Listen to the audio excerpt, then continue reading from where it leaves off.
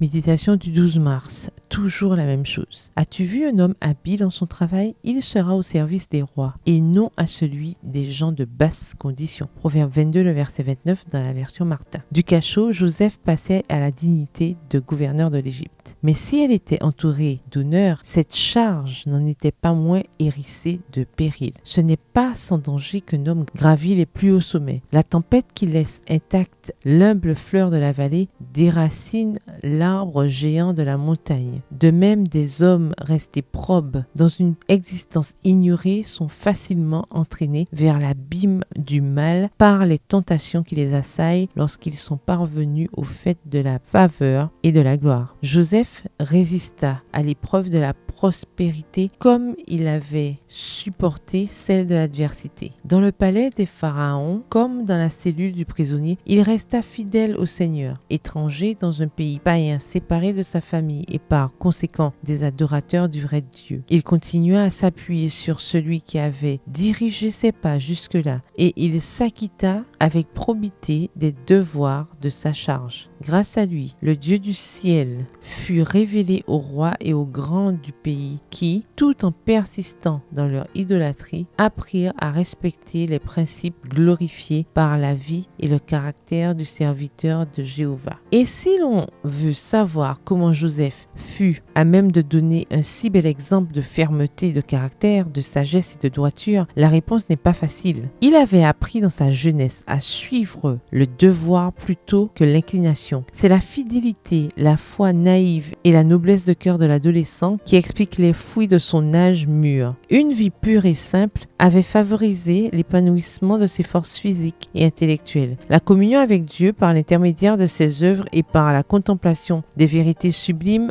confiées aux héritiers de la foi avait élevé et ennobli sa nature spirituelle. Elle avait élargi et fortifié son intelligence comme aucune autre étude n'aurait pu le faire. Le fidèle accomplissement du devoir dans toutes les phases de sa vie, de la plus humble à la plus élevée, avait porté chacune de ses facultés à son plus haut degré de développement. Un caractère noble et droit est le résultat d'une vie conforme à la volonté de Dieu. Texte tiré du livre Patriarches et prophètes au chapitre 20 à la page 198, livre par Ellen G. White. Bonne journée et que l'Éternel vous bénisse.